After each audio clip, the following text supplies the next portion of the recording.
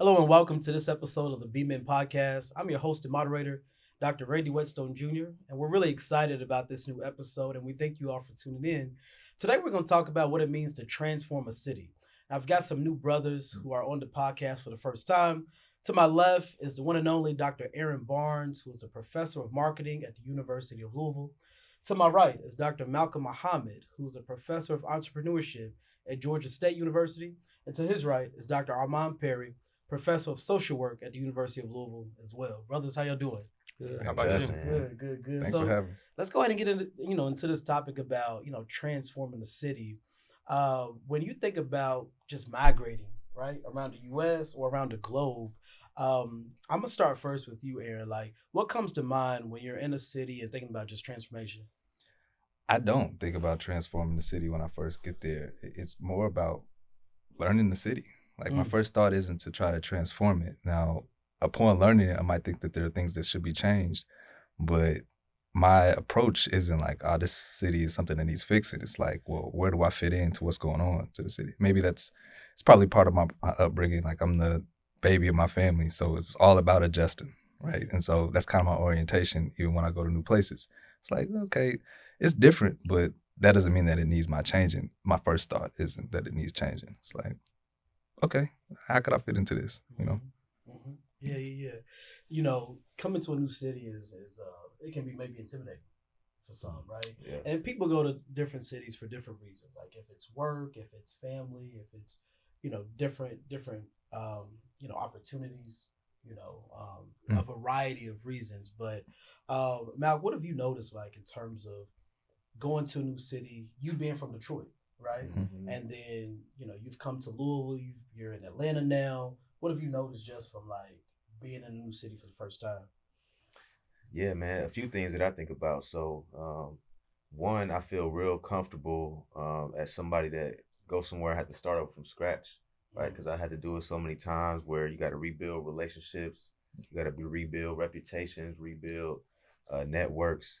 Yeah. And I think one, that's just a valuable skill set to have, right? To feel like you can be placed anywhere on God's green earth, as Jay-Z would say, triple my worth.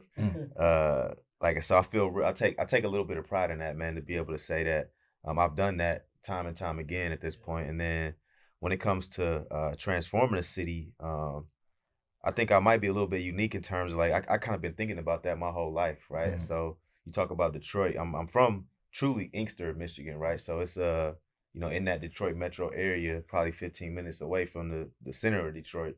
And it's it's a low income area. It's got all of the symptoms of a area that you would consider like that, right? So for me, I grew up very like observational, seeing what was happening around me, and like always kind of thinking about how can I change this, right? Like how can I do something that's going to impact the people that live like this, that can help them overcome, right? So for me, as I've gone through these different experiences in different cities and going and starting over and rebuilding, it's been kind of like Aaron said, not necessarily thinking about how do I change the city, but how do I recognize the character of this city, and how do I see what this city does well versus what the opportunities are in terms of what they could do better. And so for me, it's like just mental note taking around like once I get my opportunity or once my time comes to say I go back to Inkster or I go anywhere and really feel like I'm in that mode and ready to transform a city, I got a lot of notes I can rely back on to say, this is what I've seen a real city look like. This point's a good one. If you don't mind me cutting you off, like let's do the scholar thing real quick. So can we define? Let's level set. What are we talking about transforming right now? Because when he said like, all right, I want to change the city, absolutely, I'm on board. Like I want to change it for the better. But transforming makes me think like, okay, I'm thinking of Decepticons now. Like we got to get a whole different thing. And it's like, I don't necessarily want to do that to the places where I go, but improving for the better, absolutely. So where do we land like as a group on what it means to transform a city? Yeah. Well, collectively, we all have our own individual interpretation. And before we answer that, I wanna bring it to you, Armand, give you a chance to kind of give some initial thoughts. Sure. Well, the first thing I say is my favorite Decepticon was Astro Train. Okay. Yeah. All right, we back on. Okay. Shout out to Astro Train. Yeah. But beyond that, I'm a little bit like Malcolm in that my dad was in the Air Force, right? So we bounced around a little bit. And interestingly enough for us, it seemed like every time we moved, it was always from a cultural standpoint, a night and day sort of a thing. Like we moved from Minot, North Dakota to Honolulu, Hawaii, and then to Columbus, Mississippi, right? So every single time, like it was like we were in like a totally different sort of a space and a totally different vibe. And so I think one of the things that taught me was to be able to sit back, sort of observe, to also notice the ways in which culture shapes people's life chances. And I mean, without even sort of thinking about it consciously, I think it probably had a lot to do with even the work that I do, right? Because social work is about creating change. And it's been said, the only constant in life is change. So when you pose your question about transforming a city or modifying or changing a city, the first thing I thought about was thinking about those oppressed and marginalized populations and using whatever skills and knowledge and ability I have from being able to observe and obsess and conduct research and so on and so forth to try to put those people in the best positions possible to win, given my understanding that change is inevitable. How do you position yourself to be a winner in whatever that change ends up ultimately looking like, and making sure that those folks have a seat at the table, right? So my first full-time job was in U.S. Congress. I was a congressional staffer, and I learned in D.C. that if nothing else, if you don't have a seat at the table, you might be on the menu, right? So making sure that folks are in an opportunity to make decisions about what influence and impacts their lives in whatever way is possible. Yeah. You said change being inevitable. So, you know, it's like this evolution that happens in a city. Change is happening, right? So I think we're asking individually, now how do we come in and be a part of that change, be a part of this flow of evolution, and really what imprint are we trying to leave behind or make, especially if we're a transplant. We'll get to that in a second. So going back to your question, Aaron, for me, transforming the city, how do we change the city for the better, right? Because some people want to come in and change the city for the worse, right? But how do you find yourself in that flow and the current of change that is happening, right? And so, what's your thoughts on that? I mean, to answer Aaron's question from a group consensus. Yeah, man. For me, it always goes back to the underserved, right? Like if you think about the people that are doing well in any given city, they probably not interested in much transformation or much change, right? They want status quo. So for me, like I said, going back to the story about Inkster, about the places that I've seen, how can I make life better for the people that are not being served, right? Or how can I help them overcome the barriers that they facing? How can I help them change their lives, right? Because a lot of how you live your life and how you experience life is about your surroundings, about the city that you live in, right? So how can you create that environment where people can thrive, people can experience joy, people can live and experience your 4 R's. We're gonna talk about them 4 R's. I love them 4 R's. The Randy method. But like I want people to enjoy life, man. Yeah, And so absolutely. that's what I think. I think your city has a lot to do with that in terms of being able to enable that. So for me, that's what I think about in terms of transforming the city. Yeah. I want to build on that. So, you know, you're the entrepreneurship guru. So going into a city. I like that, actually. Yeah, absolutely. and transforming it. So obviously there's a business sense versus creativity sense and being innovative. So like, how does that fit into the flow of changing the city and marginalized communities and all of it kind of batched together as one?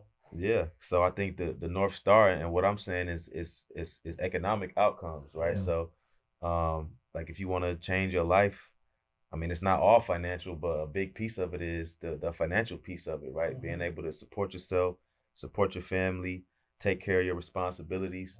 And you can consider the underserved, the marginalized people as the people that struggle doing those things, right? And to me, it just shouldn't be that way, right? Everybody should have the means to at least sustain some level of decency in their lifestyle, right? So that really motivates all my work, right? So in entrepreneurship, you know, we ain't got to get into the nitty gritty on it, right? But there's so much research in entrepreneurship that's focused and connected to economic development, right? And so for me, when I think about a city, I'm thinking about economic development, and I'm thinking about to get to your point, right? Like giving people the skills to think entrepreneurially, to build businesses, to incorporate those skills into their careers, right? And so it's not just about starting a business; it's about opportunities, right? Because that's the other big piece of entrepreneurship, and the research around it is entrepreneurship is about being able to leverage opportunities and recognize opportunities and make opportunities become real, right? And I think that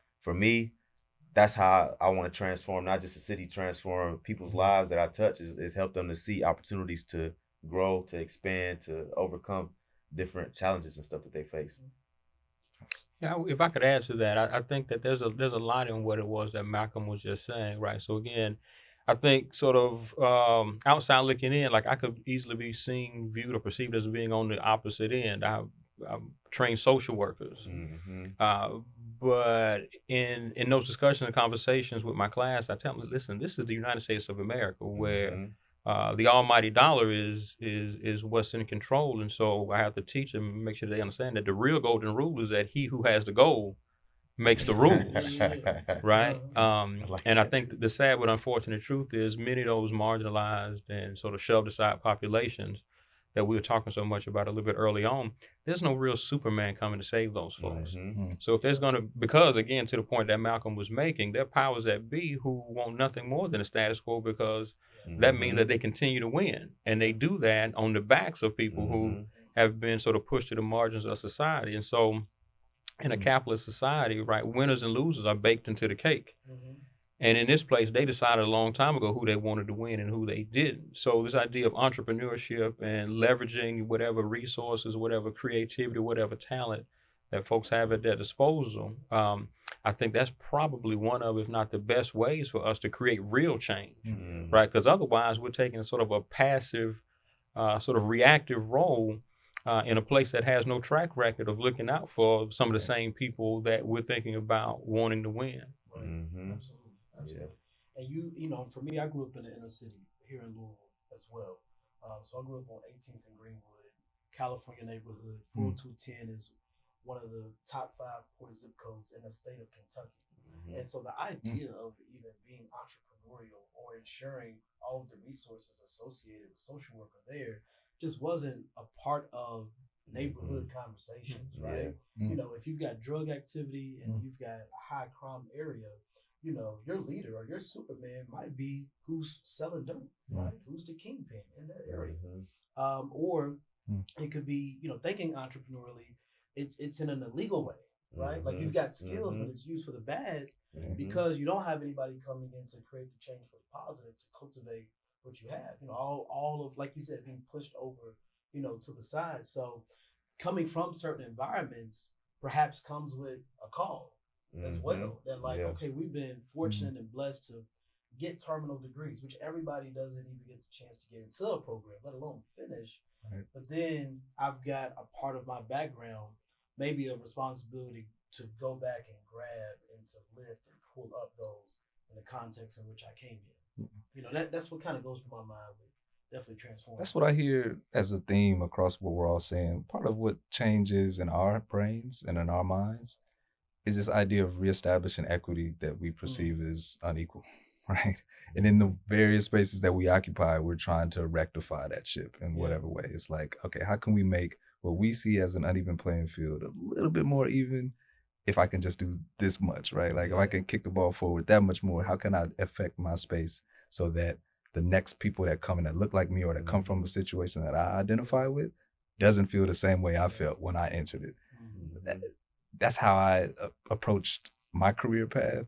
And I hear that in all of your stories where it's like, we don't want to see the same story. And my dad talks about this all the time. It's like, man, I've been saying the same thing about how wrong the country is for decades. And it's like, that's not good. Like, so then what do we do about it? We try to affect that change. We try to make these little shifts in our spaces that hopefully accumulate into something powerful, something transformational that, okay, if we're talking about that as a transformation, that should be changed, not just in any city, but anywhere in this country, right? Like we're not talking about changing cities now, we're talking about changing the system, right? Which, that's agnostic to whatever city I'm in this country, you know what I'm saying? And so, that's what I hear is like the underlying theme, like, can we reestablish some equity? Yeah, absolutely. And can I build on that real quick? Because one of the core kind of distinctions that I see, again, having lived in all these different cities, man, to be able to compare in terms of what's the quality of life like in that city, or what's the landscape look like in that city based on what we all are talking about right now, right? And for me, it's this idea of the vision, right? What's the real dividing line between the haves and the have-nots, right? Because some places you go and it's really not that bad, right? Where you have areas where there's the affluent that mix with the middle income, that mix with the lower income, and that's really where you see thriving happening, right? That's where you see people that can enjoy the place that they live. But on the other end, you have other places where there are certain communities that you just don't go because you're not accepted in that place, right? And I think that's the real issue. And I think that comes to what we all saying around us having a responsibility as people that are welcomed in those spaces, that certain other people that look like us are not as welcome or don't feel as welcome. We got a responsibility not to abandon the places we come from. You can't abandon what was 18th and Greenwood. Yeah, you can't abandon that. I can't abandon Inkster, right? Like those are our places where we got to reach back and share what we learned, right? And invest what we've the rewards that we've gotten. We got to invest it back, man. And I think that's really the only thing that's probably gonna help make a difference, right? Is if we don't act like the places we grew up don't exist no more, right? And I got this one guy that'll tell you don't even move away, right? Like we love to get some money and move to the suburbs, right? But can you buy some property where you grew up, right? So it's things that we can really challenge ourselves in a lot of ways to say how we act when we make it somewhere, Right. Absolutely. You killing me softly, Doc. I ain't gonna lie to you. 'Cause look, I ain't come from a Detroit or a Louisville, man. I come from Kokomo, Indiana. And I'm gonna tell you right now, I was not thinking about buying no property in Kokomo, Indiana when I graduated high school. I was thinking about getting up out of that joker. But you just pricked me because I did reach out to my boy JC. He runs the Carver Community Center where we grew up, like where my community, our community, where we hung out, where we spent a lot of our time, where we poured into each other. He runs it now. He went to high school with the student. I told him, like, I'm trying to help you. To your point, like I'm not trying to forget. Like if I'm going to get back to Kokomo, it's going to be through that type of vessel. But I haven't followed up. So now you just you gave me the kick in the pants I needed to go ahead and follow back up on that, because you're right. It helped create who we are. Yeah. And if what I just said was true about trying to reestablish some equity, there's some inequity going on in Kokomo, Indiana too now. Like so, thank you for that. And it's not just you; it applies to me too, man. I wouldn't say that I'm doing all I could do, right? But it's just a realization. It's talk is talk, man. But we gotta back it up. Absolutely. Yeah. And there's also, I think, something to be said for in terms of the action. The action can look different, right? So I mean, any team you have to have people playing different types of positions.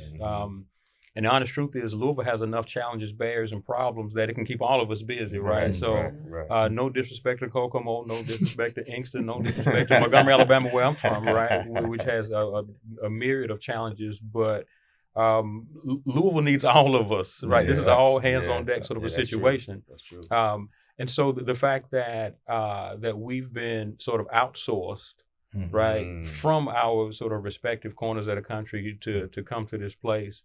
I think is a testament to, again, to your point, where it is that we come from and the way in which those places shaped and molded us. But it also creates opportunity for us to be able to teach up or train up or coach up the next generation and then send them off into the world, right? And so, again, I think to go back to the original question, one of the benefits about having sort of a varied past as it relates to geography is it creates an opportunity for you to bring the best of wherever it is that you've been to a new place, while at the same time minimizing some of the things that you didn't see as fruitful or positive. And so having that sort of a diversity of perspective creates a space and opportunity for you to bring something new to the table. And so I think that all of us could bring sort of unique strengths to any of the challenges that may be here in the city, but also using whatever it is that that's been poured into us from the places and spaces that we come from, and then doing the same thing in reverse, making sure that we're sending other folks right out into the world. Those same people that we're lifting as we climb, they then take on the responsibility to go out into the world and do that sort of a similar thing, replication or whatever it is you may want to call it in other places. That's a great point too, because it is kind of a catch-22, right? Where I can say I want to go back to Inkster or wherever it is all I want, but if I'm in Louisville, then, there's so much more power to say, I got relationships with all you guys.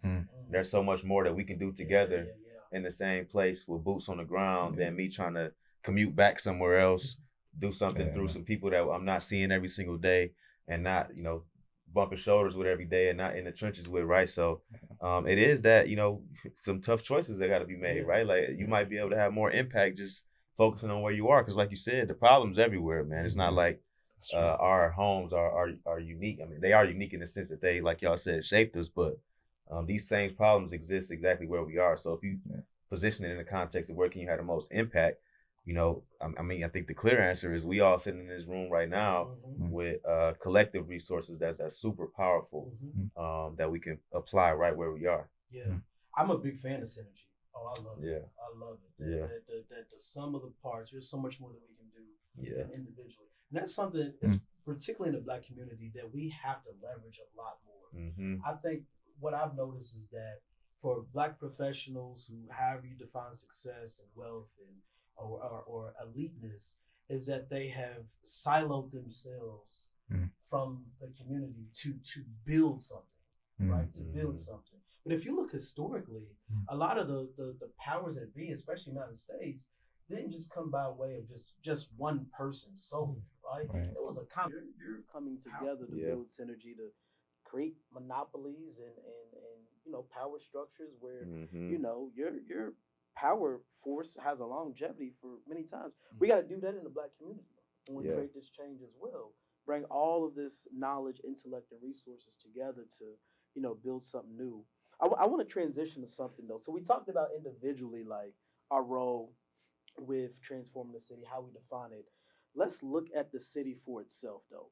So for example, top 3 cities in the U.S. You got NYC, Los Angeles, Chicago. In terms of just population or just population?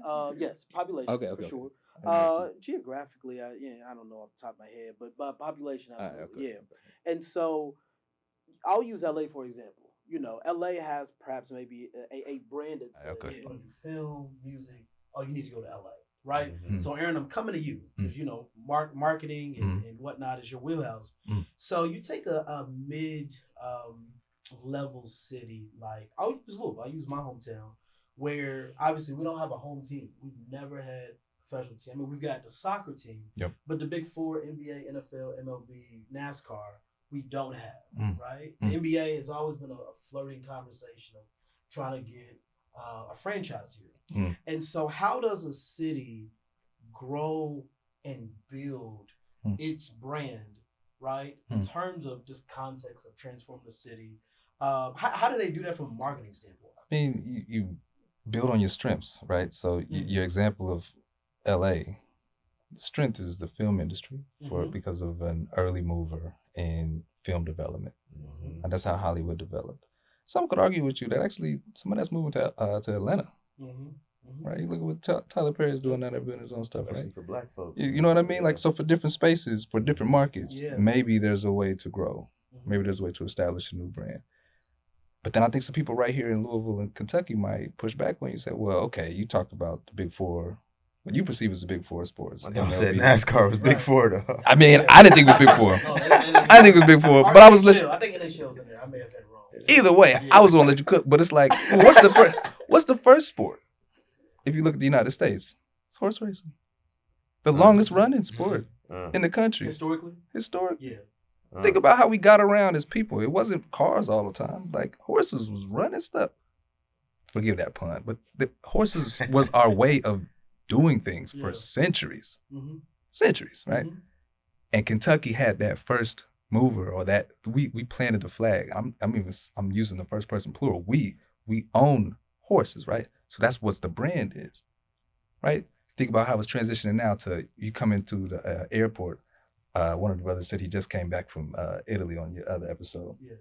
And in the airport now it says Bourbon City, right? You doubling down on your strengths. That's how you build the brand to then find a market, because everybody doesn't do bourbon, right? 90% of the world's bourbon produced right here, right? So it almost does a disservice for Louisville to try to be something it's not by then going after something like film. I know you weren't saying that, or going after even a professional sports team. Like, look, right up the road, you got the Pacers. Down the road, you got Grizzlies. It's like, if you're thinking about it financially speaking, if I'm an exec, I'm not looking at Louisville. Why? Like, the market's already going to be bifurcated. Like, go up there, up the road. Like, why would you come here? Well, you know what you would come here for, though? Them horses. People do it. Look at the air traffic. What come here for? The bourbon, right? So what are those things that then Louisville or Kentucky can plant a flag in to say we do better than anybody else? Try it, Cincy. Try it. You're not gonna be able to outdo us. Cincy ain't done no horse races. You know what I mean? Like, not that I know. Somebody correct me if I'm wrong, but they ain't done no horse race. So that's the secret of trying to establish a brand to then grow. Yeah. So the challenge then becomes, all right, we did horses, we're doing bourbon. Is that getting the audiences that we want? Because I bet some people, the powers that be, are thinking, that's actually working well for us. The fact that we have horse races, the fact that we specialize in bourbon, that's bringing who we want here. It's giving us the right kind of traffic, the right kind of energy, the right kind of revenue. What might be lurking in your minds is like, well, that's not for me, or that's not for my community, that's not for what we want. And it's like, now we got to think, well, what can Louisville do for our community that other places can't? Yeah. I don't know what the answer is, but that's the way to think about, all right, establishing a brand and growing instead of chasing what other cities do well. It's like, what can Louisville do well that others can't? And then you build your moat. You got to let the drawbridge down for somebody else to come in on your space now. Otherwise, it's all mine. So what is the challenge for the individual who comes into a new city, knowing what that brand is that's established, and they try to push their brand that either is in the flow with that or is different? Yeah, you run into headwinds, right? You run into headwinds. It's like you in a relationship with a woman, and you know that she actually likes Italian, but every rip you trying to go eat Mexican. Your girl likes Italian, dog. Like, what are you doing? If you trying to make her happy, go to the Italian spot. Yeah. Eat Mexican on your lunch. You know what I'm saying? But if you try to come in and say, nah, you need these chimichangas. I like what I like. You know what I'm saying? Yeah. And so that's all that's happening is you're running up against some of those headwinds. And so, again, trying to be like other cities. I heard this phrase the other day where like they were talking about people in Louisville thinking that everybody's ice is colder.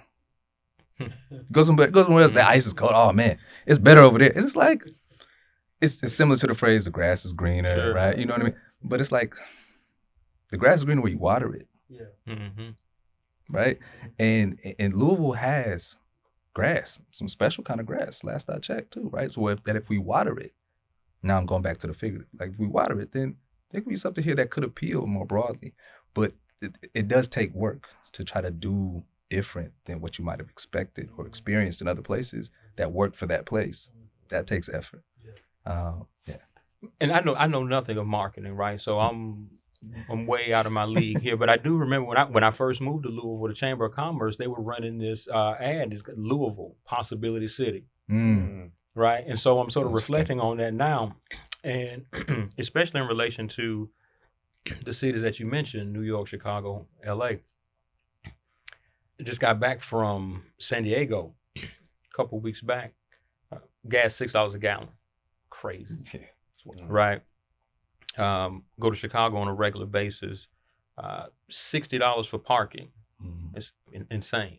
So anyway, so when you talked about the idea of accentuating your positives, right, playing to your strengths, the idea that in Louisville, in terms of quality of life, right, and livability, right? Louisville, again, many, many challenges that we're all working on. But in terms of quality of life, when you talk about headwinds, if you want to live well in a New York or in a Chicago, in a LA, good luck, right? But you can do okay in Louisville without having to be superhuman, right? And the honest truth is, right, you bring somebody down from Manhattan paying $4 or $5 grand a month for what's a tantamount to a studio apartment, and they come to the crib, and like my basement is 1,500 square feet, right? You know what I mean? So like the way that you can live in terms of something that you can sell people, leaning into your positives. Accentuating those joints. That's the grass you can water, right? You talked about Detroit. I got a cousin from the D, and I remember they used to come down and visit and so on and so forth. And it's cool to have the Pistons, but if you can't afford to get tickets to the Palace, you watching the joint on TV just like me, right? Yeah. Except for the fact that I'm sitting on a nicer sofa and I'm sipping my bourbon while I'm sitting on the couch, right? My joint reclines. Yeah. So anyway, I'm just saying there's something to be said for quality of life and access to whatever it is you may have available. You could easily make the argument that it would be torture. I couldn't imagine living in Manhattan and having all of those things around me, but no access. Right. Can I tell you, brother, I did it. I lived in New York before coming here. Well, one city removed before coming here. And it's different. It's different. I spent very little time at the crib because it was 800 square feet. Okay? And that was with my then fiance, now wife. So we was bumping elbows, just trying to, change clothes. We spent all of our time outside. Now that's your living room now. Harlem's your living room now because you spend all your time over there, right? Come out here, and I was like, we got too much house to clean now. Yeah. We need a robot vacuum to do the cleaning for us. You know what I'm saying? You got the first world problem. You know what I'm saying? Yeah. But to your point, it's like, so what the Knicks are playing? So what the Nets are playing? We about to go to the sports bar and watch that. We're not going to Barclays. You know what I'm saying? So yeah, that's a fabulous point. Thank you. One more shout out to the Pistons, man. It's our year, dog. Well, hold on, a year for what, though? Right. Year for what? It's a transfer to the city. Not again. This is a true story. I got a call. The area code, was it 313? 313, yeah. I got a call. It's coming in. On my way here, I got a call coming in. It was 313. They were like, wait. What you doing this fall? I'm like, no, I got class. They wanted me. I'm just joking. They wanted me to play. They wanted me to play. They wanted me to play. It took me a minute, but I got it though. But they called me Prego back in the day when I pulled up from 15 feet. It was like, it's in there. Yeah. Okay, all right. That's what's up. Hey, that was hilarious. I think the Lions got a better chance than the Pistons. That's Super Bowl right there. We ain't even got to talk about that. Yeah, they got. We'll save that for the Pistons. No, that's Hail Mary. Man, y'all bring up some good points because our generation. What I've noticed amongst like contemporaries and peers is, man, I gotta go to that city to do that thing and to do it well. And through my short time knowing all of you, your migration to a new city as a transplant has been by way of really, your career, your assignment, but it's been a natural flow. Yep. Like if it's through school or through a job, it hasn't been like a forced effort where I'm just gonna pack up my bag. I got $25 in my pocket, and I'm gonna go, and that's my leap of faith, right? And I'm gonna try to make an impact. So like, let's speak to that with moving to different cities or markets because of the allure, right? And then we want to try to create a transformation. If there's not enough foundation or stability or a natural flow into that city. Let's talk about that. I did that. That's why I was in New York. That's why I was in New York. That was right after undergrad. Like, why did you go there? Well, all right. So there's two stories I can tell. One is like, talk about this is a city of opportunity, or however you phrased it, or the other person phrased it. New York to me was that, coming from Kokomo, going to Indiana. I'm like, New York has got all of these different opportunities where if I fall or fail at something, I can move to something else. Then there's the love story. My girl at the time had already went to New York because she was into fashion. If you're gonna do fashion, just like with film, where you going? You're not going to Indianapolis, okay? You're going to, no shade to Indianapolis, but shade to Indianapolis, because if you're doing fashion, you're going to New York. Like, what are we talking about? So she was there. So the love story I'll tell you is that I was going after her. And it's like, that's, I think, a part of growing up, realizing that, okay, that thing that I'm chasing from a place is actually maybe a person, or maybe it's people, or maybe it's a feeling that I can design my life to always fill up my cup no matter where I'm at, right? So then what I do, I had to lock that down. I said, look, I came across, not the whole country, but I came across all this way to come be with you, girl. You got to come with me next time I'm leaving, because I'm not trying to, right? It's the love story again talking. The career story is like, all right, how can I make myself marketable so that I could go anywhere? And one of the paths I saw to do that was the terminal degree type of thing, where it's like I could go to a Louisville, I could go back to New York, or I could go wherever, so that I always feel like I have opportunities wherever I'm at. So yeah, man.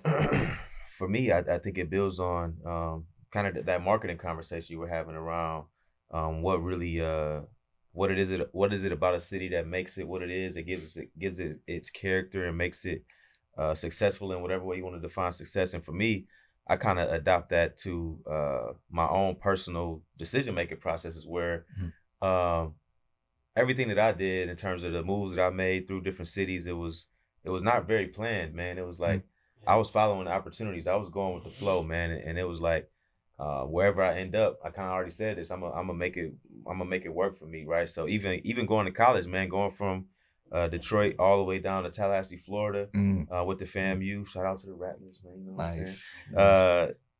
It was. I never really had a plan to go to FAMU. It's such a blessing, man, because I'm so happy that I ended up at an HBCU. One of the best things that ever happened to me. But that was never in my mind, honestly, growing up. Like I don't have an HBCU family. That wasn't part of my upbringing, right? So it was kind of a luck of the draw type thing, right? Where I got a scholarship to go to FAMU, right? So I was being led there, to me, if you ask me, right? So and then fast forward to Louisville, man. I never in my life thought I was gonna move to Kentucky, man.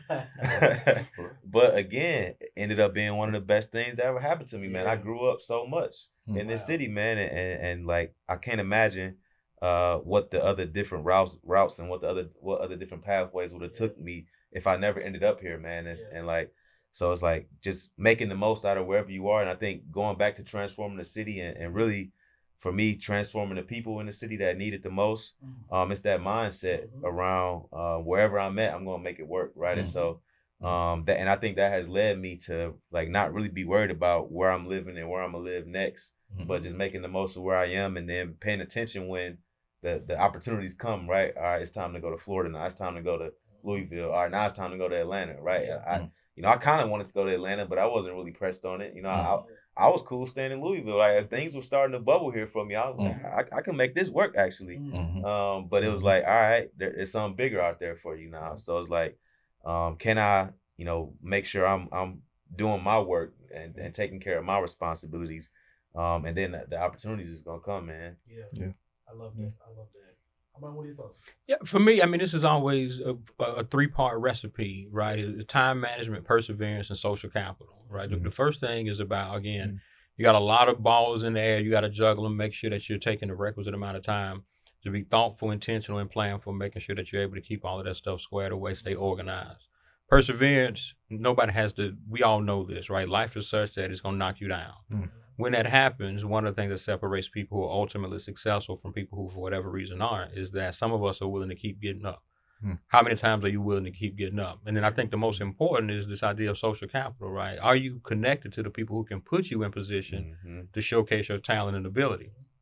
And so they say if you stay ready, you never have to get ready. And they say that luck is what you get when skill shows up without an appointment, right? So making sure that you've done your due diligence, you prepared yourself so that when an opportunity presents itself, if you're geographically mobile, right, if it pops up in Atlanta, then you're ready to move and you're ready to act on that. If it pops up in Louisville, you're ready to act on that. If it pops up in New York or LA or whatever the case may be, that you're ready to strike while the iron is hot, right? So just making sure that you've done your due diligence in terms of preparation so that when that window of opportunity presents itself, you want to sleep at the wheel. For me, that's what it's all about in terms of making sure that you're in a position to move whatever your agenda is forward. And when I was thinking about the decision to pursue a terminal degree, that's really what it was about, making sure that there was not going to be a glass ceiling, right? So that when opportunity presented itself, I was going to be ready. Wayne talked about no ceilings, right? So making sure I was on, that's the kind of time I was on. Classic, right? Talking about the soundtrack to a pop time in my life. I love that. I love that, especially no ceilings, because it doesn't give you like a designated city. You know that without a ceiling, your impact is global. Anywhere, wherever you need to go to create that impact and to serve and to make that difference, you can go. Here domestically in the U.S. or internationally as well. So we're coming up on our time, brothers. I want to end with this. I want to give you all something to think about. If we could build our own ideal city from scratch, right? We might do it. You never know. Somewhere, an island or something. It's like I want one thing from each of you that we need to build this city. Right? I'm gonna start with you first, Malcolm. All right. Yeah, man. So for me, a cooperative, sustainable economy. That means the education, the jobs, the businesses, the government, it all works together to help everybody live a quality life. Okay. How we gonna market it? I wasn't even thinking that. I figured my brother was going to handle the economy part, because I'm thinking like the wellness, right? Like living in that city, it needs to be a place. So I haven't crystallized what that thing is, but it needs to be a place where it's encouraged, you're incentivized to take care of yourself, right? Physically and mentally. And so if that means green spaces, if that means, emphasizing personal practice with doctors so they can be up the street as opposed to around the way, like that needs to be a part of the city so that the people, no matter how much money they can go get, which, believe you me, I'm with you when it's like, get to the money. But then where's your mind at? Where's your body at? So that you can enjoy that money is the next thought about building the city. How does it look socially, Armon? Well, I was going to say, I was going to try to sort of wrap all of that up and say it also has strong families. And if you have a thriving and diverse and accessible economy, and you also place an emphasis on wellness where people can be whole, what you've done is you've created an incubator for strong and healthy families, right? And family is the primary institution in society. And so all of the social problems that all of our cities, Louisville included, end up wrestling with, I think in many ways start and stop at issues, challenges, and barriers directly impacting the family. And if we had some of these things in place, our families could thrive in a much more sustainable way. I love that. I would also put it in the Caribbean, by the way, be clear. And then I was going to say, we're going to have Reverend Whetstone lead our spiritual development, man. There you go. You know what I'm saying? And then we good, man. The honorable reverend. Yeah. We didn't speak about the education. So for me, the schools look like this: equal representation of all people groups who equally contribute to build the curriculum, right, and teach and give an educational experience that has never been seen before around the globe. That's what I would love to see. You in class and your teacher is comes from an indigenous background, Asian, you name it. It does not matter, but it's a learning experience that's rich and multifaceted in so many ways. So we just got to figure out a name for the city. We got our destination, and hey, let's get to work. Let's get to work. I love that, man. Yeah. Well, I appreciate y'all. Really, enjoy y'all's time, y'all's insights always. Hope our listeners enjoyed it, and we got another episode coming soon. So thank you. Thank you, brother. Stuff, man.